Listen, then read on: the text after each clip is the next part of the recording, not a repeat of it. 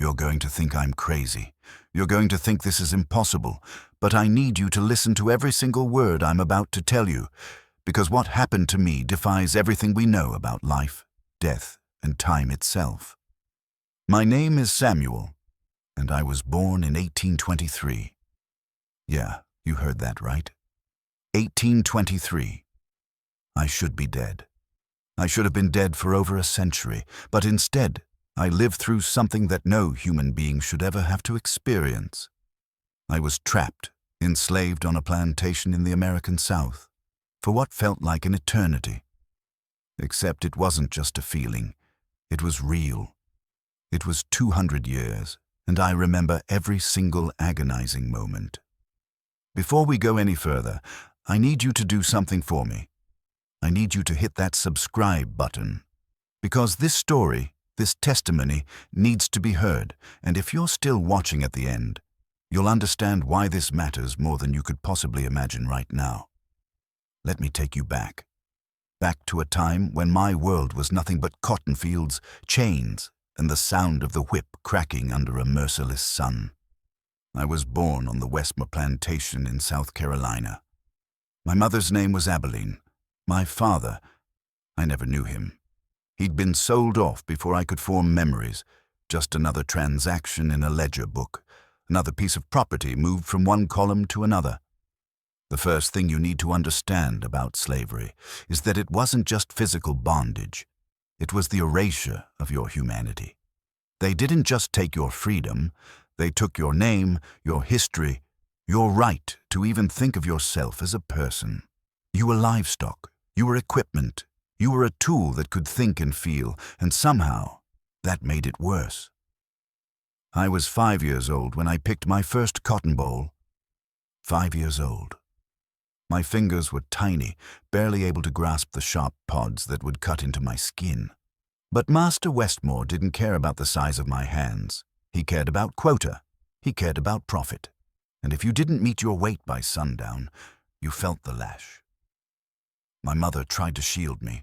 She'd wake up hours before dawn, picking in the darkness by moonlight, trying to fill both her sack and mine so I wouldn't get beaten. I can still see her face in my mind. Beautiful, strong, worn down by years of suffering, but never broken in spirit. She would sing sometimes. Quiet spirituals that carried hope in their melody, even when the words spoke of sorrow. Swing low, sweet chariot, coming for to carry me home. I didn't know then that those songs were maps. Secret codes, messages of escape and resistance hidden in plain sight. I just knew that when Mama sang, the world felt a little less heavy. But that weight was coming for me in ways I couldn't imagine. Josiah Westmore was the master of the plantation, a tall man with cold gray eyes and a smile that never reached them. He wore fine clothes, immaculate white shirts, tailored jackets, boots that gleamed even in the dust. He was a monster dressed as a gentleman. His wife, Margaret, was worse in some ways. She had this way of looking through you, as if you weren't even there. She'd complain about the heat while we were collapsing in the fields. She'd send back perfectly cooked meals because they weren't quite right while we survived on scraps and corn mush. And their son, Daniel, he was being groomed to inherit all of this, to inherit us. He was only a few years older than me, but he'd already learned to look at me the way his father did. Not as a boy, as property, as something less than human. I remember once, when I was about 8, Daniel saw me looking at a book in the main house. I'd been sent to bring firewood, and there it was, just sitting on a table.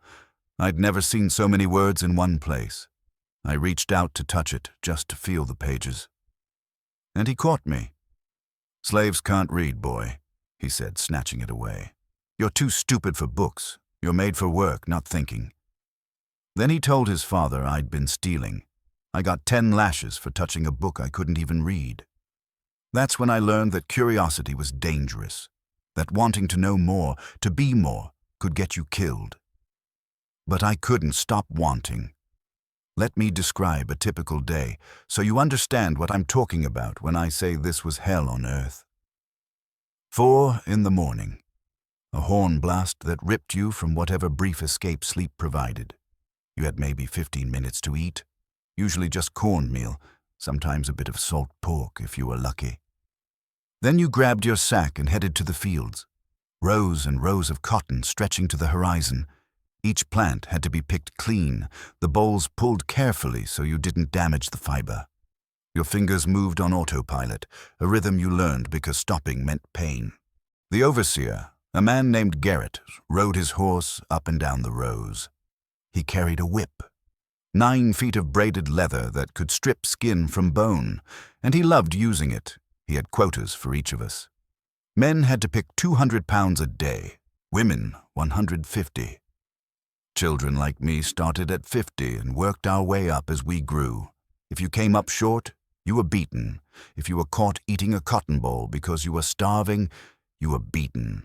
If you moved too slow, looked him in the eye, or sang too loud, beaten. The sun was relentless. We're talking 100-degree heat with humidity so thick you could barely breathe. No water breaks unless someone collapsed. No shade, no rest. Just pick, pick, pick. Your back screamed, your fingers bled, your feet, often bare, burned on the hot earth. But you kept moving because the alternative was worse. Lunch was a half hour. More cornmeal, maybe some buttermilk if we were lucky. Then back to the fields until the sun went down. We're talking 14, 15, sometimes 16-hour days during harvest season. By the time you dragged yourself back to the quarters, rough wooden shacks with dirt floors and gaps in the walls, you barely had the energy to eat whatever meager dinner was provided. Then you slept, and 4 hours later, the horn sounded again. Every day, every week, every month, every year, this was life. But here's where things get strange. Here's where the impossible begins. I was 19 years old when I died for the first time. Yeah, I know how that sounds. But stay with me. It was July. The heat was murderous. We'd been picking since before dawn and I'd already filled my sack twice. I was on my 3rd load, reaching for a bowl, when everything went white. Just white. My vision blurred. My knees buckled. I remember thinking, this is it. This is how I die, in a cotton field, another nameless slave who couldn't handle the heat. I hit the ground hard. I could hear shouting, but it sounded far away, like I was underwater. My chest felt tight. My heart was doing something wrong, beating too fast and then too slow, and then nothing. Darkness. Complete and total darkness. I was dead. I knew I was dead. There was no pain, no sensation, just void. And then I woke up. Not in heaven. Not in whatever afterlife I'd been promised in those whispered prayers and spirituals. I woke up in the field. In the same field, in the same moment. Except I was 5 years old again. I know how this sounds, but I'm telling you exactly what happened. One moment I was 19, dying in the dirt. The next, I was a child, holding a cotton bowl with tiny hands that I recognized because they were mine, but they hadn't been mine just a moment ago. I looked around in panic. Everything was the same field, the same oppressive heat, the same overseer on his horse, and there was my mother, young and strong, picking cotton a few rows over. "Mama?" I whispered, but my voice was high, childish. Because I was a child again. I thought I was going mad. For weeks I thought I'd had a vision, a prophecy. Maybe heatstroke had given me some kind of premonition of the future. But I had memories. Clear, vivid memories of 14 years that hadn't happened yet. I knew things. I knew that in 2 months there would be a storm that would destroy half the tobacco crop. I knew that Overseer Garrett would fall from his horse and break his leg the following spring. I knew that Master Westmore would buy 3 new slaves from a trader passing through in October, and every single thing I remembered came true. That's when the horrible truth started to dawn on me. This wasn't a vision. This wasn't a dream. I was living my life again. From the beginning, but why and how? I tried to change things, small things at first, I avoided a place where I'd once been stung by hornets. I took a different path to the well. I tried to warn my mother about a punishment I knew was coming, but nothing changed. Or rather, everything happened exactly as I remembered it. No matter what I did, it was like being trapped in a play where I knew all the lines but couldn't change the script. The years crawled by, except now every moment was torture in a new way. Because I knew what was coming. I knew about the beatings, the separations, the small cruelties and large horrors. And I couldn't stop any of it. I watched my mother age. I watched friends get sold away. I watched children born into slavery, knowing they'd never know freedom. And all the while, I was screaming inside, trapped in a body that wouldn't listen, in a timeline that wouldn't bend. When I turned 19 again, I knew what was coming. That same July day, that same impossible heat. I tried to drink more water. I tried to pace myself. I tried everything I could think of to avoid what I knew was about to happen. But when that moment came, when my vision went white and my heart stuttered, there was nothing I could do. I died, and I woke up 5 years old again. Now, I want you to really think about what I'm telling you. Imagine living the worst moments of your life over and over again. Not just remembering them, actually experiencing them, feeling every pain, every humiliation, every loss. That's what happened to me. I died at 19 and reset to age 5, over and over and over again. Each cycle, I retained all my memories. I knew what was coming. I knew every conversation, every punishment, every back-breaking day in the fields, and I couldn't change anything. The second time through, I tried harder. I tried to run away earlier than I had the first time, but I was caught in exactly the same place, by the same slave catchers, and received the same brutal beating. The third time, I tried to warn other slaves, but the words wouldn't come out right, or they didn't believe me, or the timeline just corrected itself somehow. It was like being trapped in a river current. I could swim and struggle all I wanted, but I always ended up in the same place. Do you know what that does to a person's mind? By the fourth cycle, I started trying to numb myself, to disconnect, to just survive without feeling. But you can't not feel a whip tearing your back open. You can't not feel hunger gnawing at your stomach. You can't not feel the despair of watching your mother cry herself to sleep. By the 10th cycle, I'd stopped counting. Time became meaningless. I'd lived more years than any human should live, but I was still trapped in the same 14-year span. Birth to death, death to birth, an endless loop of suffering. I saw Master Westmore's face so many times it started to look like a mask. I heard Overseer Garrett's voice so often it became white noise. I picked so much cotton that the motion was burned into my muscle memory across lifetimes. And the worst part, I started to forget what freedom even felt like. I'd never been free, not really. Not in any of my lives. But in those early cycles, I at least remembered the idea of freedom. The concept that somewhere, somehow, people lived without chains. Eventually, even that started to fade. The plantation became my entire universe. The quarters, the fields, the big house, these were the only things that existed. My mother's face, young again and again and again, the same sunrise, the same sunset, eternal recurrence in its purest, most horrific form. Are you still with me? Because I need you to understand, I'm not speaking metaphorically. This isn't a story about how slavery felt like an endless cycle. It was an endless cycle. For me. Literally. Actually, 200 years of the same 14 years. You might be wondering how I stayed sane. The truth is, I'm not sure I did. But there were moments. Small mercies that kept me tethered to something like humanity. My mother's laugh.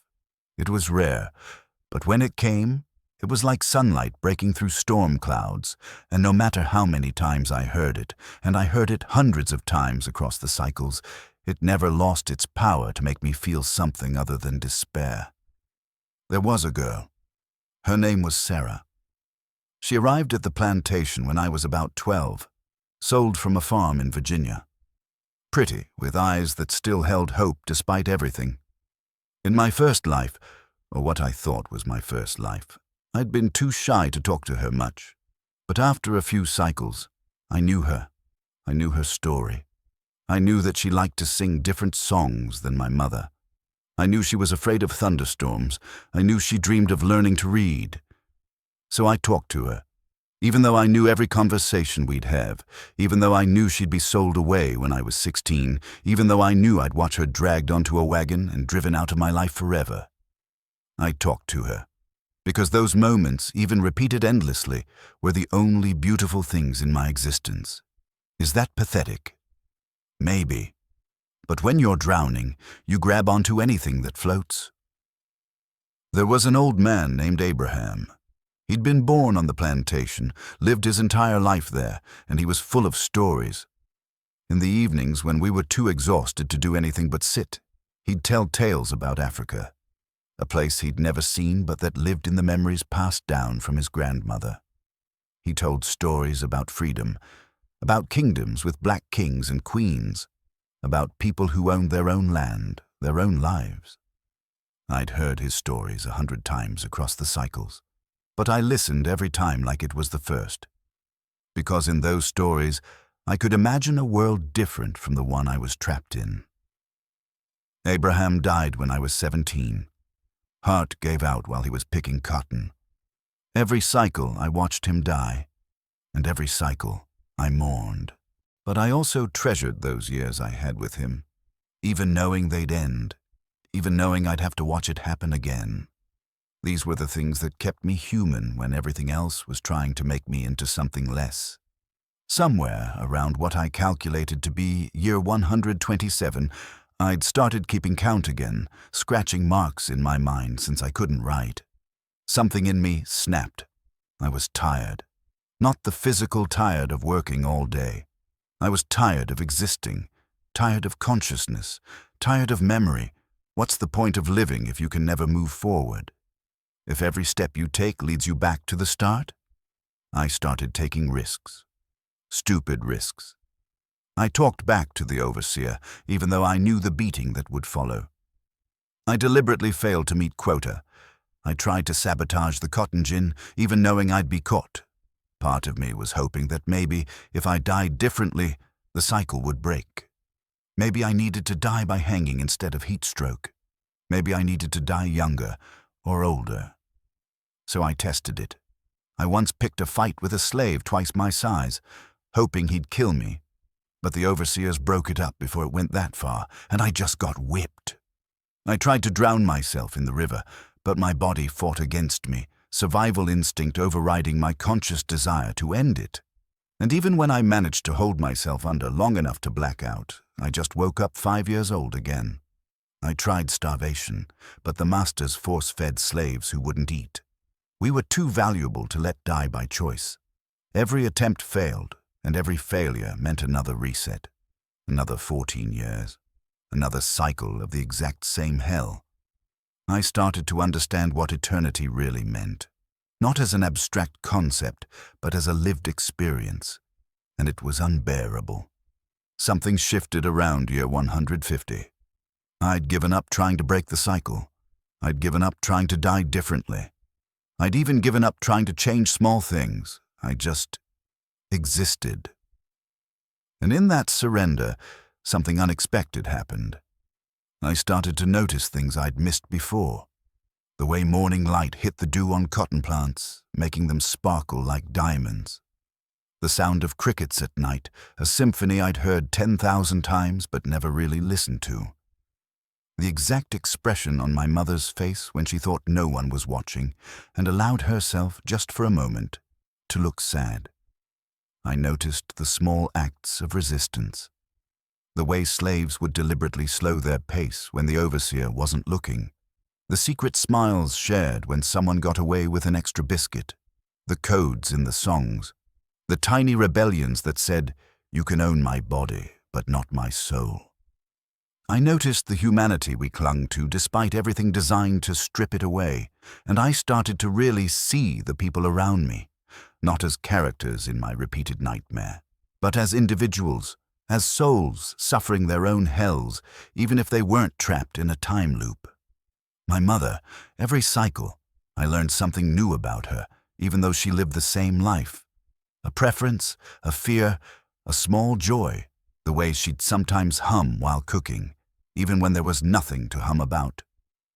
Sarah, I learned that her hope wasn't naive. It was defiant.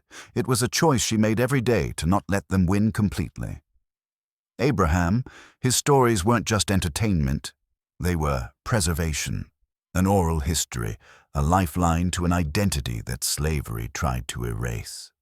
And slowly, painfully, I began to understand something. The horror of my situation wasn't just the repetition. It was that I'd been so focused on escaping it that I'd stopped being present in it. I'd been living 14 years over and over, but I hadn't been living. I'd been enduring, surviving, waiting for an end that wouldn't come. What if the only way out was through? Not physically, but spiritually. What if the lesson I was supposed to learn was about bearing witness? I know that sounds crazy, like some kind of Stockholm syndrome with my own existence, but hear me out. I was living a horror that millions of people had actually lived. Once. The real slaves of the American South didn't have knowledge of future events. They didn't get multiple chances. They just lived it, endured it, survived it or didn't. And here I was, experiencing it over and over, remembering every detail. What if that was the point? Not as punishment, but as testimony. Someone needed to remember. Really remember. Not in the distant, abstract way history books remember, but in the visceral, personal, unforgettable way that comes from living it. So I started paying attention differently. I memorized names. Every slave who came through Westmore Plantation across the cycles. I learned their names, their stories, their hopes and fears. I counted the scars on people's backs. I noted the children sold away from their parents. I remembered the women who disappeared into the big house at night and came back hollow-eyed. I documented, in my mind, every single cruelty, every small rebellion, every moment of beauty found in the midst of horror. I became a living archive, and something strange happened. The cycles started to feel different, not shorter. They still took 14 hours every time, but meaningful, like I was doing something that mattered. I couldn't free anyone, I couldn't change the past, but I could witness it. I could honor it by remembering it completely. By year 180, I'd stopped thinking about escape. I'd accepted that this was my existence, but I'd also found a purpose within it. I was the keeper of these stories, the guardian of these memories, and I would carry them, no matter how heavy they became. Then came year 199. I was going through the motions, as I had thousands of times before, the same childhood, the same growth, the same approach to that inevitable July day when I would die and reset. But something was different. I felt it in my bones, a kind of electricity in the air like the moment before lightning strikes. When I turned 19, I knew what was coming, that same murderous heat, that same moment in the field, death and rebirth. Except this time, as I reached for that cotton ball, as my vision started to blur and my heart began its familiar stuttering, I felt something else. A presence. I can't describe it any other way. It was like the air itself became conscious and aware, and it was looking at me. And then I heard a voice. Not with my ears, with something deeper. "Do you understand now?" The words echoed through my entire being. I fell to the ground, but this time I didn't lose consciousness immediately. I was suspended in that moment between life and death, and the presence was there with me. "Do you understand what you've witnessed? Do you understand what you carry?" And I did. God help me. I did. I wasn't being punished. I wasn't trapped by some cosmic mistake. I was being shown. I was being given the burden and the gift of complete memory, of total witness, because the world needed to remember. Really remember. What slavery was. What it did. What it meant. not as a chapter in a textbook, not as a distant historical fact, but as a lived reality, and I was the vessel for that memory. "Your testimony will matter," the voice said. "When the time comes, you will speak, and you will be heard, and people will understand in a way they never have before." Then the darkness came, the familiar void. But this time it felt different. This time it felt like an ending. I woke up in a hospital bed. Not in a field, not as a 5-year-old child. In a hospital bed in the year 2024. The room was white, sterile. Fluorescent lights hummed overhead. There were machines beeping, tubes in my arms, and the smell of disinfectant. I could hear traffic outside. Modern traffic. Cars and buses and the sound of a city. I sat up, and my body was wrong. It was old. My hands were wrinkled. My arms were thin. I looked down and saw the body of an elderly man. A nurse came in, saw me awake, and nearly dropped her clipboard. "Mr. Johnston, you're awake. Oh my God, I need to get the doctor." Johnston. That was the name on the hospital bracelet. Samuel Johnston. The doctors came. They were amazed. I'd been in a coma, they said, for 3 months. They hadn't expected me to wake up. They asked me questions. Did I know my name? Did I know where I was? Did I remember what happened? I remembered everything. Every cycle. Every life. Every moment of 200 years lived in 14-year loops. But when I tried to tell them, the words came out confused. They thought I was disoriented from the coma. They smiled and nodded and gave me medication. It took weeks before I could make them understand I was coherent. And even then, when I told my story, they thought it was a delusion, a coma dream, a trauma response. They told me I was Samuel Johnston, age 87, a retired professor who'd had a stroke 3 months ago. I'd been teaching African American history before my collapse, but I knew the truth.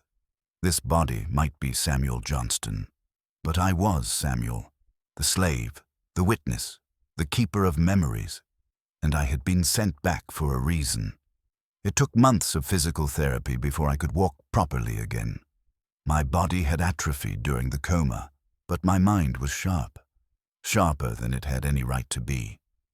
I started writing. Everything, every detail I could remember from those 200 years, the names, the faces, the stories. At first, my family thought it was therapeutic. A retired history professor writing historical fiction to process his trauma. But as they read what I wrote, something changed. The details were too specific, too accurate, too visceral. I described plantation layouts that matched historical records I'd never seen.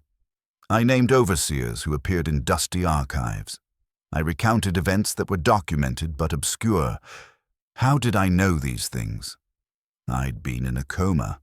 Before that, I'd been a professor. Yes, but my specialization was the civil rights movement, not antebellum slavery. Yet I knew. I knew the exact way cotton feels when it's ready to pick. I knew the taste of the terrible food, the sound of the horn, the specific agony of different types of whippings. I knew because I'd lived it. Not metaphorically. Actually. Researchers started to take notice. They couldn't explain how I had such detailed knowledge. Some thought I must have done secret research for years.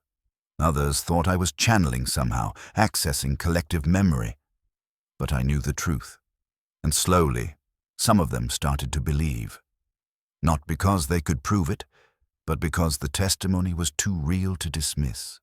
So why am I telling you this? Why make this video? Because the world is forgetting. Oh, we teach about slavery in schools. We have museums and monuments. We acknowledge it happened. But we don't feel it. Not really. We don't understand the day-to-day horror. The grinding, relentless dehumanization, the way it breaks you down so slowly that you don't even realize you're breaking until you're already shattered. We reduce it to dates and numbers. 1619, 1865. 246 years. 4 million enslaved people. But those numbers don't capture what it was like to be one of those 4 million. To wake up every day knowing you're considered property. To watch your children born into bondage. To have your name, your language, your history stripped away. To be beaten for learning to read. To be separated from everyone you love. To work until your body gives out, and then to work more. To have your humanity denied so completely that the law doesn't even recognize you as a person. I lived it. For 200 years of subjective time, I lived it. And I'm telling you now, it was worse than you imagine, worse than movies show, worse than books describe, because the worst part wasn't the physical pain, as terrible as that was. The worst part was the psychological torture, the daily reminder that you were nothing, that you would always be nothing, that your children would be nothing, that there was no hope, no escape, no future. That's what slavery really was, and we need to remember it. Truly remember it, because the echoes of it are still with us. You want to know why racism still exists, why there's still inequality, why Black Americans still face systemic disadvantages? Because slavery didn't end in 1865. It transformed, it adapted, but it didn't end. The same people who owned slaves became the people who wrote Jim Crow laws. The same attitudes that justified slavery justified segregation. The same dehumanization that made it acceptable to whip a man for learning to read made it acceptable to lynch him for looking at a white woman wrong. And when those things finally became illegal, the attitudes remained. They just got quieter, more coded. I lived through slavery, but the people I met when I woke up in 2024, many of them are living through its aftermath. Mass incarceration, generational poverty, educational disparities, housing discrimination, police brutality. These aren't separate issues. They're the same system, evolved. And until we truly reckon with what slavery was, not as an abstraction, but as a lived horror that shaped every aspect of American society, we can't heal from it. That's why I was given this burden, this memory, not to punish me, but to create a witness who could testify with absolute authority about what happened, who could say, I was there, I lived it, and this is what it really was. So that maybe, finally, people will understand. Living with these memories is hard. Some days I'll see something, a cotton field, a plantation house turned museum, even just the color white, and I'm back there. I can feel the heat, smell the sweat and blood, hear the crack of the whip. PTSD doesn't even begin to cover it. How do you process trauma that lasted 2 centuries? How do you reconcile memories of dying 19 times with the fact that you're also an 87-year-old man who only lived one normal life? The truth is, I don't know if I'm Samuel the slave or Samuel Johnston the professor. Maybe I'm both. Maybe I'm something else entirely. What I do know is that I carry the stories of hundreds of people who can't tell them anymore. I remember Abilene, my mother across so many lifetimes, her strength, her songs, her love that persisted despite everything designed to crush it. I remember Sarah, who maintained hope even when hope was a radical act. I remember Abraham and his stories of African kingdoms, keeping alive a connection to a homeland none of us would ever see. I remember Garrett the Overseer because we need to remember the cruelty too, the banality of evil, the way normal people can do monstrous things when the system tells them it's acceptable. I remember Josiah Westmore, who went to church every Sunday and then came home to own human beings, who genuinely believed he was a good man, even as he perpetuated horror. I remember all of them, and I carry them with me. It's a heavy weight. Some days it feels too heavy to bear, but it's also a sacred trust. You might think this is a story without hope, all suffering and horror with no redemption. But that's not true. Because I'm here, I survived, and I'm telling you this story. The enslaved people I knew, the real ones, not just my memories of them. They fought, they resisted, They preserved their humanity in impossible circumstances. They kept their spirits alive through songs and stories. They maintained family bonds even when the law said they couldn't have families. They learned to read in secret, risking their lives for knowledge. They escaped when they could. They sabotaged when they couldn't escape. They held on to hope even when hope seemed foolish. And eventually, they won. Not easily, not cheaply, not completely. But they won. Slavery ended. Jim Crow ended. Legal segregation ended. The work isn't finished. The echoes of slavery still reverberate through our society, but progress is real. And that's the hope I want you to take from this. No matter how permanent oppression seems, it can be overcome. No matter how deeply injustice is embedded in a system, it can be rooted out. It takes time. It takes struggle. It takes people willing to fight even when they won't live to see the victory. But it's possible.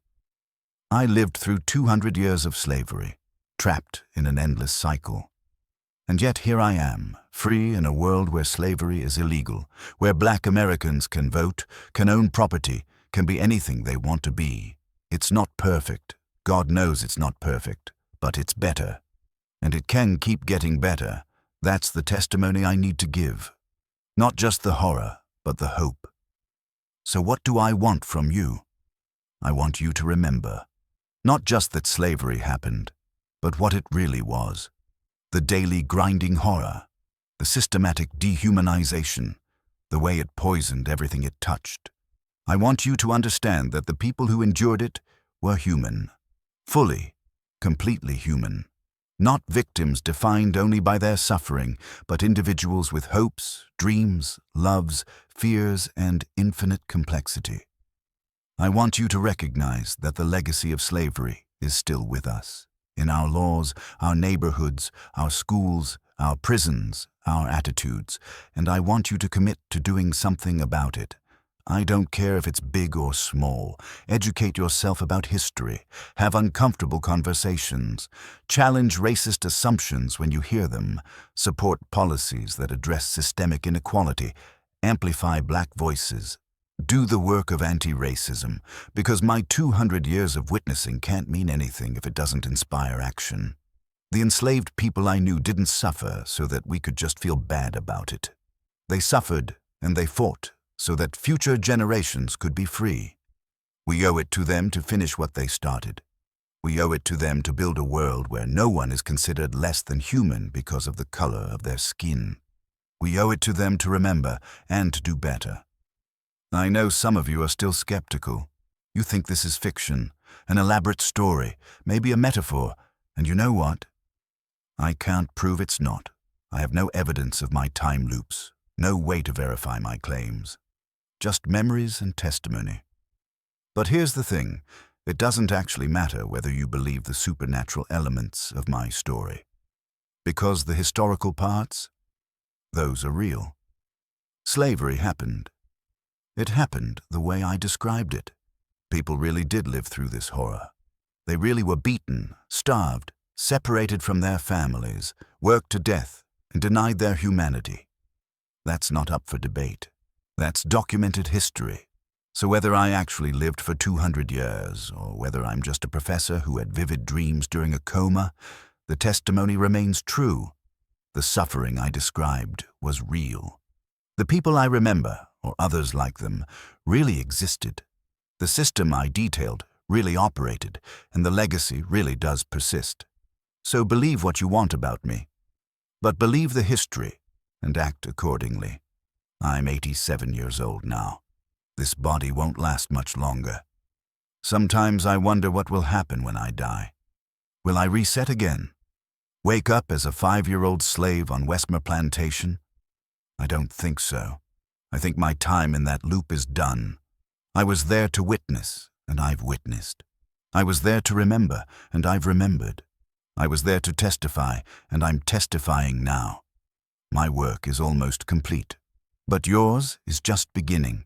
Every person who hears this story has a choice. You can dismiss it and move on with your life unchanged. Or you can let it affect you. Let it challenge you. Let it inspire you to be part of the solution to problems that have persisted for centuries. I spent 200 years in chains. The least you can do is spend a few hours thinking about what that means and what you can do about the world those chains built. I'm Samuel. I was enslaved on Westmore Plantation in South Carolina. I picked cotton until my fingers bled. I watched people I loved sold away from me. I died and lived and died and lived, trapped in an endless cycle of suffering. And I'm here to tell you, remember, understand, and act. Because the only way slavery truly ends is if we dismantle every system, every attitude, every structure that it left behind. And that's work we all have to do. Thank you for listening. Thank you for bearing witness to my witness. Now go do something with what you've learned. Before you go, I need you to do something for me. First, hit that subscribe button. This channel is going to continue telling stories that need to be heard. Stories about history, about injustice, about the things we'd rather forget but desperately need to remember. Second, leave a comment. Tell me what you think. Tell me how this story affected you. Tell me what you're going to do differently because of it. Third, and most importantly, share this. Share it with everyone you know, because these stories, these testimonies, only matter if they're heard. The algorithm doesn't want to promote content like this. It's too heavy, too uncomfortable, too real, but that's exactly why it needs to be seen. So share it, force the conversation, make people uncomfortable, because comfort is what allows injustice to persist. If my 200 years of suffering can inspire one person to fight harder against racism, to challenge their own assumptions, to make the world a little bit better, then maybe it wasn't meaningless. Maybe that's why I was given this burden. To carry the memories so you could learn from them, to bear witness so you could take action, to suffer so you could understand. Don't let it be in vain. I'll leave you with something my mother used to sing. A spiritual that carried more meaning than I understood at first. Before I'll be a slave, I'll be buried in my grave and go home to my Lord and be free. Those words were about more than physical freedom. They were about spiritual resistance, about maintaining your humanity even when everything around you says you have no right to it. I was a slave. For 200 years, in loops and cycles and repetitions that should have broken me. But I remained human. I remained Samuel. And now, finally, I am free. Not because the chains were removed. Those chains disappeared from my body long ago, but because I've done what I was meant to do. I've testified, I've witnessed, I've remembered. And now I'm passing that responsibility to you. Remember the enslaved, honor their struggles, fight their battles in the forms they take today. That's how we honor the past. That's how we build a better future. That's how we ensure that no one, ever again, has to live through what I lived through. Thank you for listening to my story. Now go write your own chapter in the ongoing story of freedom. If you made it this far, thank you. Truly, this story is hard. I know that. But the real history it's based on is harder. Subscribe for more stories that matter. Stories that challenge. Stories that change minds. And remember, the past isn't past. It's still with us. What we do with that knowledge determines our future.